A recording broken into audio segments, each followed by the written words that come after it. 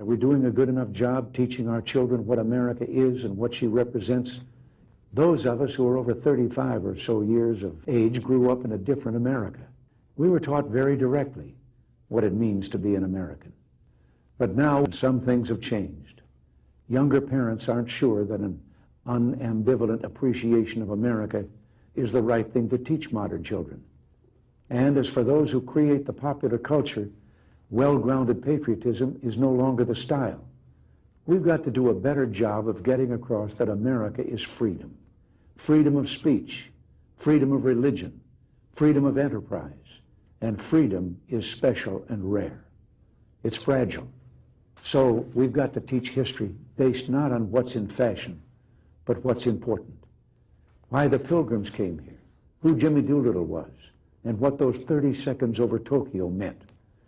If we forget what we did, we won't know who we are. I'm warning of an eradication of the American memory that could result ultimately in an erosion of the American spirit. Freedom, Reagan said, must be defended constantly by each generation. As a history teacher dedicated to educating that next generation, it is crucial that they understand how those freedoms were attained and defended. Our founding fathers considered civic education, the teaching about freedom, our government, and citizenship to be non-negotiable if our country were to remain free. Today, that emphasis has shifted dramatically toward math and the hard sciences. Recent statistics on this trend have been particularly alarming. Our school systems are producing students who know less and less about how their freedoms were earned and why they even matter. The question must be asked: how will our future generations, as Reagan said, defend our freedom constantly if they don't understand the foundation upon which those freedoms were built? I'd like to tell you about a group that is devoted to stepping into that gap by investing in America's future leaders. It's called the Joe Foss Institute, an organization that is working with educators and youth organizations to educate and inspire students to patriotic public service. The Institute has 3 primary programs. First is its Veterans Inspiring Patriotism program, an initiative to bring veteran volunteers into classrooms across America.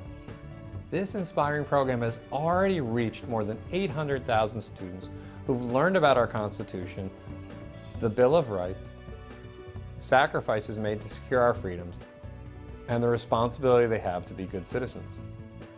For more than 10 years, I've seen firsthand the impact that veterans can have on the lives of my students. Beyond the VIP program, the Institute is developing the e-citizenship program, an effort to partner with educators by providing resources and materials they can use in the classroom. JFI's 3rd program is its college scholarship program. The Institute provides college scholarships to students and is dramatically expanding this program to grant $1 million of scholarships over the next several years. Joe Foss, who founded the Institute together with his wife Dee Dee, was one of America's great heroes. Joe, who received the Medal of Honor as a Marine fighter pilot in World War II, went on to an extraordinary career as a leader and public servant. The hundreds of thousands of lives that have been inspired by the work of the Institute are a tribute to his passion for preserving our freedoms and passing on the values that made America great. Freedom is a fragile thing, and it's never more than one generation away from extinction. It must be fought for and defended constantly by each generation.